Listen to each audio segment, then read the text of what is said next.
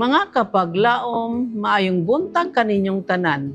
Ang atong hilisgutan karong Hunyo 18, giuluhan og ang iyang paghinlo.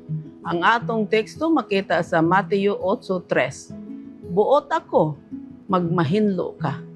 Kapaglaom, wala na kaayo kita makadungog bahin sa sanla. Bisan pa nga ang sakit anaa paghihapon. Apan adunay uban nga pisikal, mental ug emosyonal nga mga kondisyon nga nagdala og susama nga sosyal nga kaulawan alang sa ilang mga biktima. Usahay ang mga tawo na ilhan pinaagi sa ilang kalisdanan, dili maayo nga kasinatian o sasayo imbes sa ilang ngalan. Halimbawa, ania na ang mag-ingon sila, ania na ang gidiborsyuhan o nakadungog kababayan sa pineriso. Unsa man ang kabit, kasubo ang katilingban sa kinatibukan dali nga mahukom ug magbaliwala nga nagkuha sa mga tawo sa ilang bili. Lisod alang kanato nga masabtan pag-ayo ang kahayag o kabugaton sa epekto sa istorya nga nasulat sa Mateo 8, versikulo 2 ug 3. Sa mga naminaw kaniadto, niadtong panahona ang sanla mao ang labing gikahadlukan nga sakit nga nagbabag sa mga biktima niini sa katilingban tungod kay sila giisip nga dili hinlo sa seremonyas. Levitico 13:14. Ang mga tawo nga nagaanto sa sanla kinahanglan nga magpasidaan sa uban bahin sa ilang kalisdanan pinaagi sa pagtuaw sa kusog. Mahugaw. Levitico 13:45. Usa ka sanlahon miduol kang Hesus ug mihapa sa iyang atubangan. Mateo 8:2. Kaniadto tingali pinaagi sa pagsaksi sa usa ka milagro ni Hesus, kini nga tawo nakumbinser nga si Hesus adunay abilidad sa pag-ayo kaniya gikan sa sanla.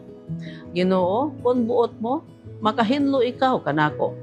Ang tanan anaa kang Hesus, kini iyang pagpili, andam ba siya? Sa usa ka katingalahang pagpakita sa kaluoy ug pag-amuma, mituyhad si Hesus sa kamot ug siya gitapin-an. Mahanduraw ba nimo ang kakurat? Ang sanlahon tingali wala makabatyag og paghikap sa tawo sa mga katuigan. Ang ritual nga balaod nagpahayag nga kung ikaw adunay muhikap sa sanlahon, sila usab diha-diha dayon mahimong dili hinlo sa seremonyas. Levitico 5:3. Apan dili niini nga kaso. Imbis nga si Hesus mahimong usa ka sanlahon, ang sanlahon nahinluan. Si Hesus dili lang adunay gahom sa pag-ayo, apan usab ang kabubuton nga buhaton kini.